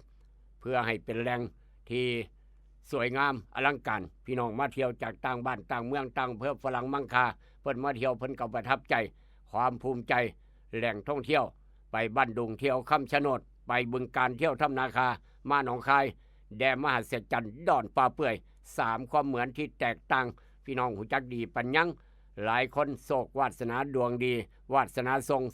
16 เมษายนที่ผ่านมาครับเต็มอึ้งตึงเสียงขอดไว้จังไหนเสียงขอดเฮาเอาได้ยินแล้วก็บอกต่อเด้อเสียงขอดเดี๋ยวความหักความแพงกับรายการเอิ้นให้ลูกปุ๊กให้เตือนขออนุญาตเดินทางต่อถ้าพี่น้องมีข่าวด่วนแจ้งมาได้ตลอดครับถ้ามีข่าวด่วนแจ้งมาได้ตลอด0816016232ไปทางข่าวทางหอนซ้อนใจสายข่าวกระจับเหล็กหนองคายยังบ่มีหยังครับหนองคายบ้านเฮายังบ่มีหยังสำหรับหาดทรายทองบ้านหัวทรายพี่น้องถามกันก็มาเพิ่นปิดหรือบ่หาดทรายทองบ้านหัวทรายนายกแดงรายงานจะหน่อยนายกแดงปิดหาดหรือบ่หรือว่ายังบ่ปิดพี่น้องถามกันเข้ามาครับปิดหรือยังบ่ปิดนายกแดงซอยแจ้งจักหน่อย0816016232ครับ0816016232 นายกแดงซอยแจ้งจะหน่อยถ้าฟังรายการนี่ลูกปลุกให้ตื่นแล้วว่าพี่น้องบ้านหัวไส้ซอยแจ้งจะหน่อยครับพี่น้องสงสัยถามกันเขามาว่าหาดทรายทองเพิ่นปิดหรือบ่เพิ่นหยุดหรือบ่ปิดหาดหรือบ่หรือยังบ่ปิดหรือว่าเปิดให้ไปอาบอยู่เพิ่นจะได้ฮู้จักแจ้งมาครับด่วน0816016232หรือว่าทางน้องสาวอูดเนี่ยสดก็แจ้งได้คือกันเพราะว่าเพิ่นทำมาหากินอยู่ทางหาดทรายทองบ้านหัวไส้ครับซอยแจ้งจะหน่อยว่าหยุดหรือว่าท่านหยุดปิดหรือยังบ่ปิด0816016232ครับเอาละครับขออนุญาตเดินทางต่อมาปุ๊บอุบัติเหตุเพศภัยปั๊บรถพี่น้องเอ้ยเอาอีกแล้วตายอีกแล้วครับหมายเลขทะเบียนรถสายระยองครับรถโดยสารสายระยองหนองคายรถโดยสารสายระยองหนองคายบ้านเฮาครับทะเบียน107125อุดรแล่นไปตำขับไปตำรถบรรทุกพ่วง18ล้อจำนวน3คันครับบริเวณทางลงเขาโทนจะตำบลอยู่ในเขตอำเภอนาดีจังหวัดปราจีนบุรีเอาอีกแล้วมองเก่าเจ้าเดิมครับมองเกิดอุบัติเหตุนั่นละมองเกิดอุบัติเหตุบ่อยๆดูตายหลายๆนั่นแหละครับตายแล้ว7ครับตายแล้ว7รถบัสเบรกแตกแล่นต่ำรถพ่วง3คันรถถูกไฟไหม้อัดก๊อปปี้คนขับตายคอรอพร้อมคนโดยสารเร่งซอยบาดเจ็บอีก39คนโอ้โหครับมองเก่าเจ้าเดิมเคยเกิดอุบัติเหตุเฮ้ยว่ามาเป็นญาณครับเป็นญาณมองนี่เพราะฉะนั้นขับรถขับลาไปเขตนี่ต้องขับซ่าๆเด้ออย่าขับเร็วครับคอยไปคอยมากก็ฮอดคือกันโทรรถโดยสารคันนี้ครับเป็นผู้ชาย24หญิง15มองเกิดเหตุรถบรรทุก22ล้อนี่3คันครับถูกรถอัดท้ายรถบรรทุก10ล้ออีกโอ้โหโดยคนขับรถบรรทุกทั้ง2คันบ่ได้รับบาดเจ็บเป็นข่าวเอามาเว้าสู่ฟังครับเกิดอุบัติเหตุเพศภัยไฟไหม้พร้อมอีกต่างหากบ่อยากเห็นบ่อยากพ่อบ่ได้ยินครับด้วยความเป็นห่วงกับสายด่วนคปภ1186นี่แหละครับพี่น้องเฮ็ดประกันภัยไว้อุบัติเหตุส่วนบุคคลด้วยความเป็นห่วงกับสายด่วนคปภ1186จะไปเฮ็ดอยู่ไปรษณีย์ก็ได้ออมสินก็ได้กรุงไทยก็ได้เคาน์เตอร์เซอร์วิสทุกหม่องทั่วประเทศไทยใกล้หมดใดใส่บริการหมอหันจากเหตุการณ์นำมาทางเหตุการณ์นี้ครับอันนี้ก็คนขับรถโม้ปูนพี่น้องเข้าใจคำว่ารถโม้ปูนสำเร็จบ่ครับฟ้าวแลนไปส่งลูกค้ารถโม้ปูนขนาดใหญ่ครับฟ้าวแลนไปส่งลูกค้าตีลังกาหงายท้องปางางตกข้างทางล้อหมุนลุยๆคนขับรถโม้ปูนตายคาทีติดคาซากรถย้อนรถผ้าคว่ำนักโม้ปูนบอกเลยว่าผิดหลักหรือว่าหลับในบ่ฮู้จักเหตุการณ์นี้เกิดอยู่ไสครับจังหวัดฉะเชิงเทราเมื่อวานนี้เรียบร้อยคาดว่าจังได้กับหมู่จักทางบ่ชินทางว่าซั่นว่าบ่ชินทางไปขับเร็วเฮ็ดหยังคนขับตายคาทีครับบ่ได้ห้องพ่อแอะกู้ภัยต้องใส่เครื่องตัดทางนำล่างคนขับออกมาครับนี่คือรถปูนรถโม้ปูนขนปูนไปส่งลูกค้าเพื่อจะไปเทลาดถนน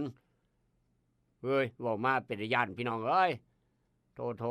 มุนคักมุนแนแสดงว่าขับเร็วเลยนี่ขับเร็วคักบังคับรถบ่อยู่แล้วว่าหลับในบ่ฮู้จักเป็นข่าวเอามาเว้าสู่ฟังครับด้วยความเป็นห่วงห้ามเอาเป็นตัวอย่างด้วยความเป็นห่วงกับสายด่วนคปภ1186จากเหตุการณ์นั้นมาทางเหตุการณ์นี้ครับกับยาสีฟันหมอจุฬากาแฟดรเจคลินิกนายแพทย์จามิกรคุณหมอดอนใจดีมื้อนี้วันอังคารเปิดคลินิกตามปกติหลวงพี่อยู่วัดครับบวชอยู่วัดบ่มีเงินใส่บวชอยู่วัดเงินใส่บ่พอบ่มีเงินใส่ครับอยากได้โทรศัพท์บ่หรือว่าจะไหนบ่ฮู้จักแต่ว่าไปกู้เงินครับลายมือขนาดบวชอยู่วัดนี่ครับนี่ไปกู้เงินดอกลายมือไปกู้เงินดอกร้อยละเท่าไหร่ร้อยละ300ละ500ละ20ต่อมื้อ ไปกู้เงินครับ อยู่ด้านนอกหมู่บ้านเพิ่นเอาเงินมาจ่ายเงินกู้หลวงพ่ออยู่วัดหลวงพี่อยู่วัดก็ไปกู้เงินมาใส่บาทเนี่ยปรากฏว่าฮอดยามบ่มีเงินใส่ดอกครับบ่มีเงินใส่ดอก หาเงินดอกบ่มี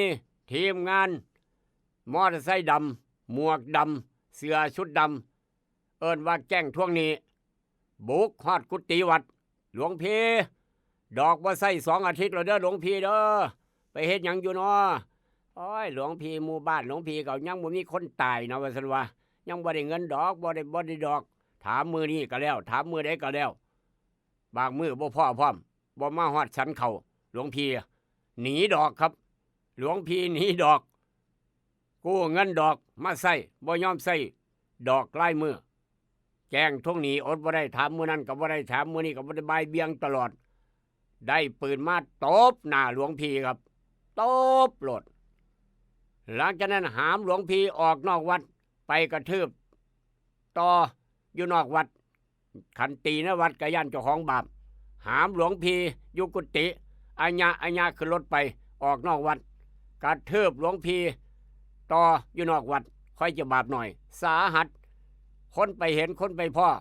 หลวงพี่มานอนอย่างอยู่นี้ว่าซั่นว่าโอ้ยหลวงพี่ถูกตีย้อนดอกลายมือพี่น้องเห็นแจ้งทีมงานกู้ภัยหามหลวงพี่ส่งโรงพยาบาลครับคักบ่พี่น้องเดี๋ยวนี้ดอกลายมือลายเวียนไปฮอดในวัดลามไปฮอดวัดเลยเด้อบาดนี้เด้อมาโพดมาเหลือพระกระโบเวนตีสถานเดียวครับพระกระโบเวนตีสถานเดียวเหตุการณ์นี้เกิดทางปากเจ็ดจังหวัดนนทบุรีภาวนา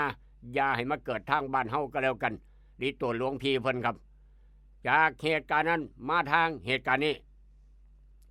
มาแล้วหมู่บ้านพยาบาลตีคนแห่ป้ายหาเสียงบาทนี่ผู้ใหญ่บ้านเฮ็ดหยังครับเหตุการณ์นี้ไปทางอำเภอกุดเขาปุ้นครับจังหวัดอุบลผู้ใหญ่บ้านซื้อหยังผู้ใหญ่บ้านน่ะโอ้ยอย่าเอ่ยซื้อเพิ่นเถอะเนาะย่านซื้อซ้ำกับแถวบ้านเฮาครับย่านซื้อซ้ำกับแถวบ้านเฮาอย่าเอ่ยซื้อเพิ่นเถาะเป็นผู้ใหญ่บ้านโอ้ยมันคักมาแน่บาดเนี่ยหมอเสลียเมียหลวงเมียใหญ่ครับเมียใหญ่มาแจ้งศูนย์ดำรงธรรมครับเมียใหญ่แลนไปฮอดสารกลางไปแจ้งศูนย์ดำรงธรรมไปขอความเป็นธรรมครับร้องขอความเป็นธรรมว่าผัวเจ้าของที่เป็นผู้ใหญ่บ้านตั้งแต่ยังบ่ได้เป็นผู้ใหญ่บ้านก็ไป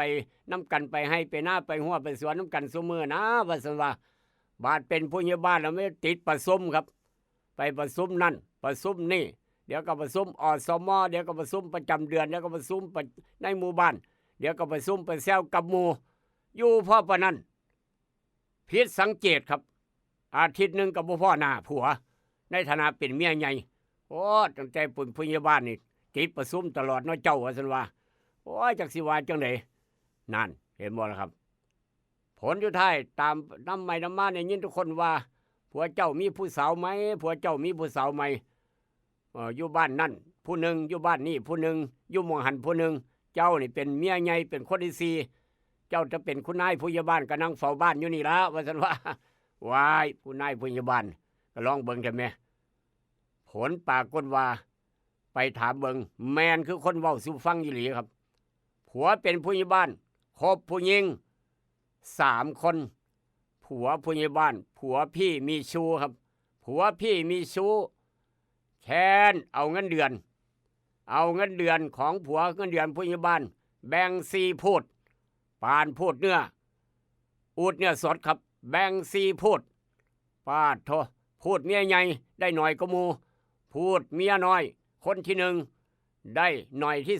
2พูดเมียใหญ่เมียน้อยคนที่2หลายขึ้นมาอีกแล้วก็เมียน้อยคนล่าสุดได้หลายก็มูครับแบ่ง4 พูดมีน้ำซ้ำเอาเงินขายที่ดินไปสร้างบ้านให้เมียน้อยอยู่คนละหลังโอ้ยแม่นคักเนาะนี่เนาะโพดเหลือท่านผู้ใหญ่บ้านที่เคารพแต่ยังก็บ่โพดแท้อีพอ ขายที่ดินประมาณ4-5 แสนไปสร้างกระต๊อบน้อยรีสอร์ทน้อยให้เมียน้อยผู้ละหลังผู้ละหลังผู้ละหลังผู้ละหลัง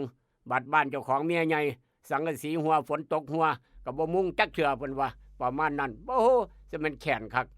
เหตุการณ์นี้เกิดทางอำเภอกุดเขาปุ่นจังหวัดอุบลลูกขลาเอามาเว้าสู่ฟังถามว่าผู้ใดผิดผู้ใดถูกไม่ตัดสินให้ผู้ใหญ่วิสัยในฐานะลูกชายเป็นนักกฎหมายตัดสินก็แล้วกันนี่คือเมีย3ม่ามแตกครับขออนุญาตเดินทางต่อไปเข้าทางหอนสนใจจากเหตุการณ์นั้นมาทางเหตุการณ์นี้หลังจากเป็นข่าวครับ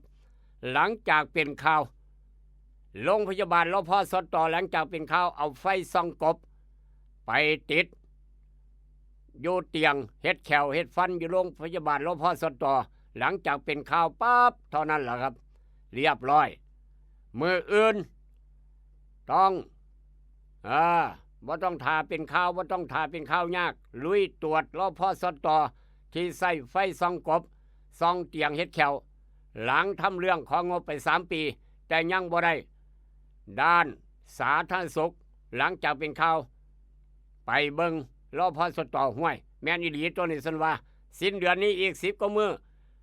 ต้องให้เปลี่ยนหน้าที่เอาออกเสียชื่อรพสตจังหวัดเฮาอำเภอเฮาให้คุณหมอเอาออกเด้อท่านผอ.รพสตให้เอาออกเดี๋ยวจะเอาไม้ของแท้มาติดให้ว่าซั่นเนาะโอ้กันบ่เป็นข่าวบ่เปลี่ยนให้เนาะนี่เนาะขอไป3 ปีมิดซิลีเงียบปานเป้าสากบาดเป็นข่าวเทื่อเดียวครับได้เอาไฟส่องกบออกสิ้นเดือนนี้ติดให้ทันทีเปลี่ยนใหม่ทันทีอย่าเฮ็ดจังซี่เพิ่นว่านั่นเห็นบ่ล่ะเป็นจังได ย้อนไฟส่องกบได้เรื่องเลยครับเป็นข่าวเอามาเว้าสู่กันฟัง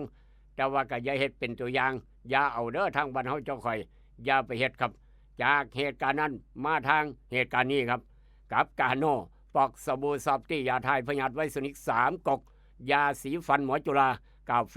ดรเจนี่ก็บ่ขึ้นหน้าขึ้นหลังครับเผาโรงเรียนบ้านเจ้าของเป็นหยังคือเผาโรงเรียนบ้านเจ้าของครับเพิ่งพ้นโทษออกจากเรือนจำมาครับบุกไปโรงเรียนครับบุกไปเฮ็ดหยังไปตบหน้าครูบาอาจารย์ไปตีครูบาอาจารย์ครับตบหน้าครูสาวพี่น้องย่านครับอยากให้ออกจากหมู่บ้านเพิ่นผู้ว่านี่ไปไกลแล้วพ้นโทษออกมายังบุกไปโรงเรียนไปตีหน้าไปตบหน้าครูอีกต่างหากเผาโรงเรียนพร้อมปาดโถมาโพดมาเหลือเทดีพอเจ้าเสียให้ลูกให้หลานไปเรียนหนังสืออยู่มองได้ตึกใดเหตุการณ์นี้เกิดทางจังหวัดนครพนมครับอายุ34 ปีออกมาแล้วมาเข้าไปโรงเรียนไปตีครูครับ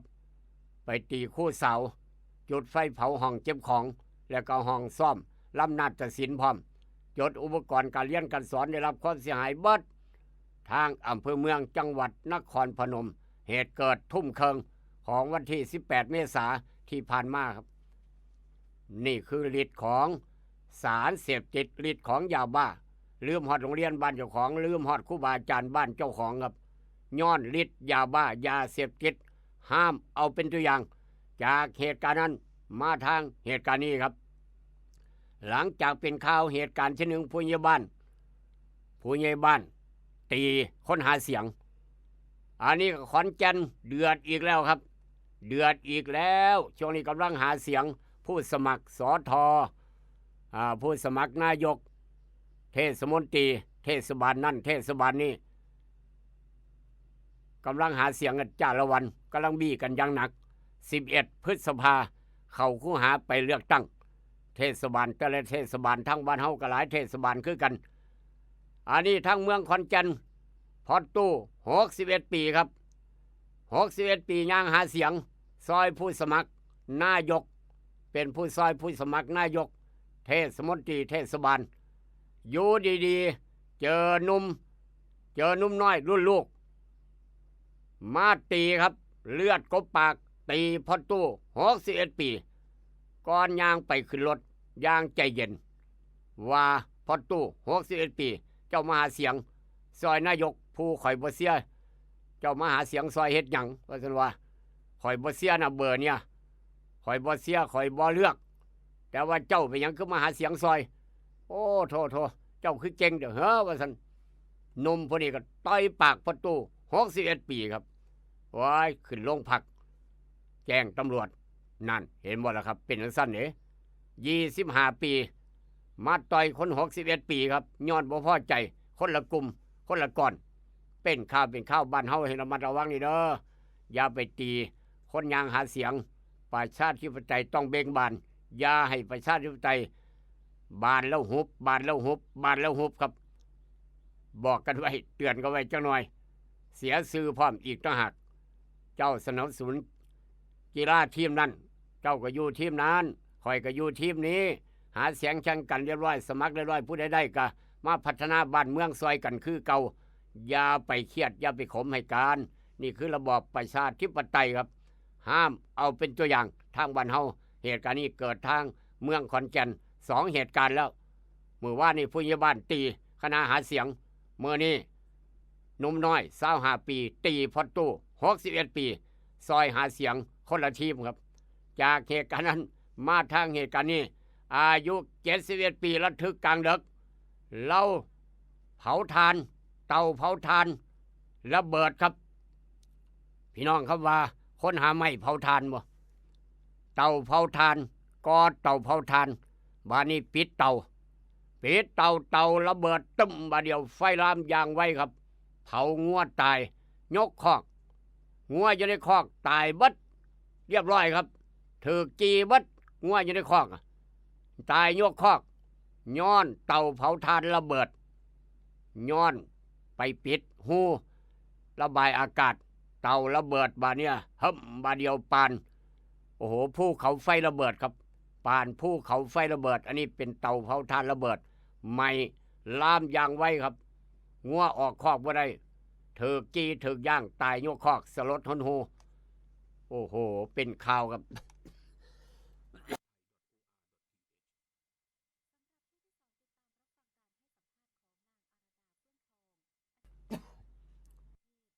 การนี้เกิดทางพูนจังหวัดบุรีรัมย์ครับ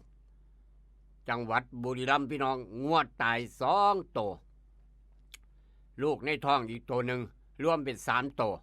ย้อนเตาทานเผาทานขายเตาระเบิดจังสี่ก็ไม่คือกัน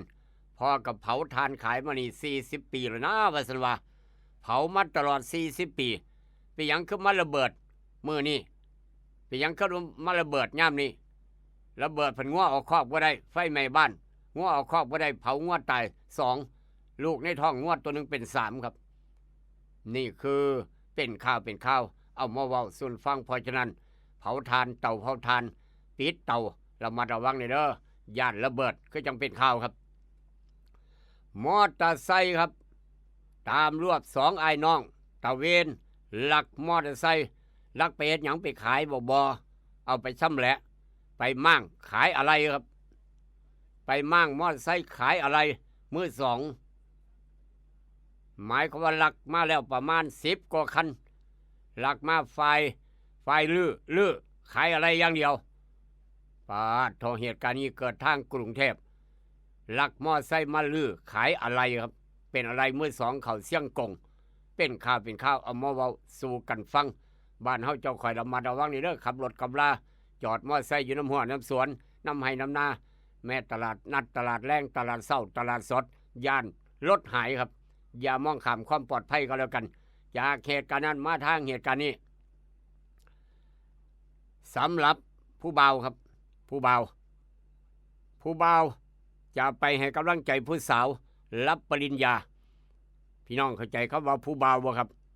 จะนำของขวัญชิ้นใหญ่ไปให้ผู้สาวเด้อว่าซั่นว่า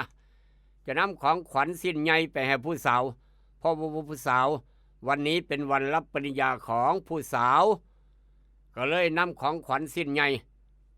ขอผู้ใดก็บ่ให้เราเฮ็ดจังไดบัดปรากฏว่าครับไปลักรถเก๋ง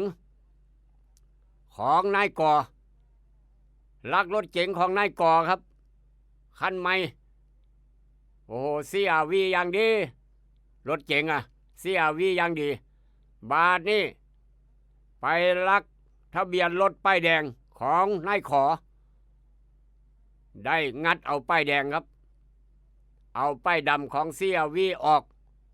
เอาป้ายแดงเพราะว่าไปลัก CRV มาดิเอาป้ายแดงลักของนายขอมาใส่แทนเป็นรถ CRV ป้ายแดงเอาไปเฮ็ดหยังครับขับไปวันนี้ผมมาแสดงความดีใจกับคุณนะผมขอมอบรถใหม่ CRV ป้ายแดงเป็นรางวัลรับปริญญา1 คันว่าซะว่า พี่น้องวันนี้วันธรรมดาฝ่ายผู้เบาครับคักบรบาทเนี่ยฝ่ายผู้สาวก็ยิ้มเป้ยดีใจปะยังว่าเป็นที่ระลึกงานรับปริญญาของเจ้าของผู้เบาออกมาให้ดีใจขนาดบาทตำรวจมาเห็นมาเบิ่งแล้วครับวายเป็นรถถูกลักมาครับ เป็นรถถูกลักมาละนุ่มผู้นี้ไปซื้อมาในราคาถูก50,000 บาทเราไปซื้อมาบ่มีป้ายแดงก็เลยไปหาลักป้ายแดงมาใส่ถูกจับอีกต่างหากไฟผู้เบานั่นเห็นบ่ล่ะไฟผู้สาวขายหน้าบ้านนี่ว้ายเจ้าเฮ็ดจังซี่ก็เฮ็ดเนาะซั่นว่าเป็นข่าวถูกจับเรียบร้อยย้อนขับรถเก๋งหรูสวมป้ายแดงมาให้ผู้สาวงานที่ระลึกรับปริญญาคักบ่ครับเพราะฉะนั้นฝ่ายว่าที่แม่เฒ่าว่าที่พ่อเฒ่าเอาระมัดระวังนี่เด้อย่าลูกเขยตัวแสบเฮ็ดแบบนี้สนุกว่าจากเหตุการณ์นั้นมาทางเหตุการณ์นี้ครับพาพี่น้องไปต่างประเทศนึกว่าบ่มีในโลกมีหรอครับวินาทีประวัติศาสตร์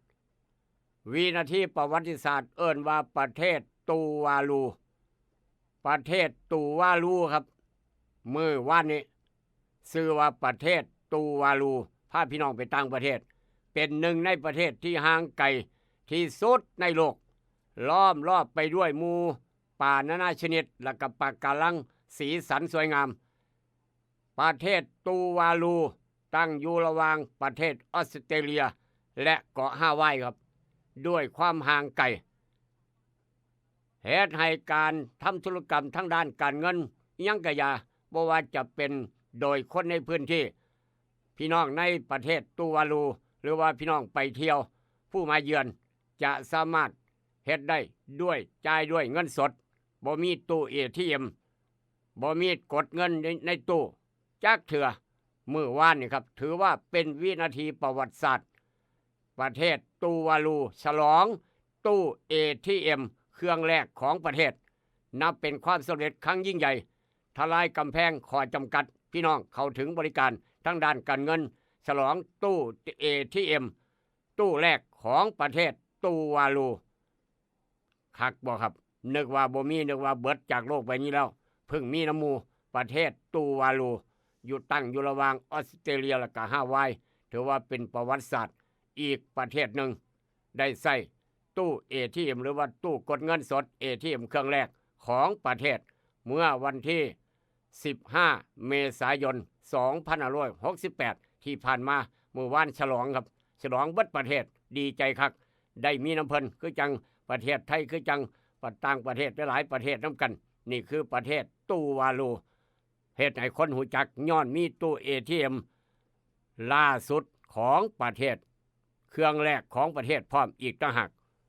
เอามาเว้าสู่กันฟังครับราคาทองคำเมื่อวานแลนขึ้นไปเท่าไหร่เมื่อวานราคาทองแพงคักแพงแน่พี่น้องด้วยความปรารถนาดีกับห้านขายคำแม่กองแพงคำผิวเมื่อวานทองขึ้นไป750 บาท750 บาทครับ 54,000 บาททวนๆทองอยู่ในข้อเม็ดตู้1 บาทขายได้ประมาณ 52,150 บาท40 สตางค์มื้อนี้จะเพิ่มจะลดต้องติดตามตอนต่อไปราคาหมากปาล์มบ่มีรายงานกันเข้ามาราคายางพารามื้อวาน21 เมษายางก้อนถ้วย 70% 37 บาท 10 ตังค์ยางก้อนถ้วย 100% 53 บาททวนน้ำยางสด55 บาท 75 ตังค์ยางแผ่นดิบคุณภาพดีความชื้นบ่เกิน 3% 63 บาท 50 ตังค์ยางแผ่นควันสั้น3 วาตก้อน65 บาท 50 ตังค์ครับเมื่อวานบ่มีเพิ่มบ่มีลด ซ้ำเก่ามื้อนี้จะเพิ่มจะลดราคาอย่างต้องติดตามมื้ออื่นตอนต่อไปพยากรณ์อากาศภาคอีสานบ้านเฮามื้อนี้ว่าจะได้อากาศร้อนโดยทั่วไปโดยมีฝนฟ้าคะนอง10%ของพื้นที่กับมีลมกันโชกแห้งบางหม่องส่วนมากบริเวณจังหวัดเลยหนองคายบึงกาฬอุดรสกลนครพนมโคราชบุรีรัมย์สุรินทร์นี่คือภาคอีสานบ้านเฮาครับอากาศโดยทั่วไปโดยมีฝนฟ้าคะนองน้อยหนึ่ง10%ของพื้นที่เอามาเว้าสู่พี่น้องฟังแต่ว่าก่อนจะจากกันของดีไม่น้อยครับของดีไม่น้อยฝากพี่น้องไว้นั่นคือปลาไหลเผือกเป็นต้นไม้สมุนไพรกำลังจะสูญพันธุ์ครับปลาไหลเผือกพี่น้องเคยเห็นบ่ต้นปลาไหลเผือกหากปลาไหลเผือกใส่เป็นยาบำรุงกำลังบำรุงร่างกายคนเดินป่ามักเอามากินย่างครับพอจะซอยให้ร่างกายแข็งเบาเมื่อยซอยคลายอาการปวดเมื่อยหากปลาไหลเผือกใส่เป็นยาขับพยาธิพร้อมอีกต่างหากร่ำรวยส่งหมันอย่าเจ็บอย่าจนไปแล้วครับผมมืออื่นพ่อกันไหมเดี๋ยวความปรารถนาดีกับรายการเอิญให้ลูกปุ๊กให้เตือนร่ำรวยส่งหมันอย่าเจ็บอย่าจนมั่งมีสีสูงน้ำกันเบิ้ลทุกคนอย่าลืมไปเฮ็ดบุญทางบ้านดอนขนุนสร้างเมนน้ำกันไม่บุญสร้างสะพานดอนป้าเปื่อยต่ออายุพร้อมต่อสะพานบุญพร้อมสร้างลานธรรมะหลวงพ่อพระไสยหลวงพ่อองค์ตื้อพร้อมไปแล้วครับร่ำรวยส่งหมานเบิดสุขุสุขคนบอกว่าพี่น้องทางฝั่งไทยพี่น้องทางนครหลวงเวียงจันทร์สวัสดีครับ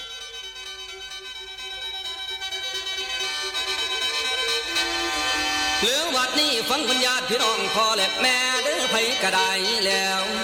ทั้งหญิงชายมาฟังลำสิหำเพิงเด้อตอนนี้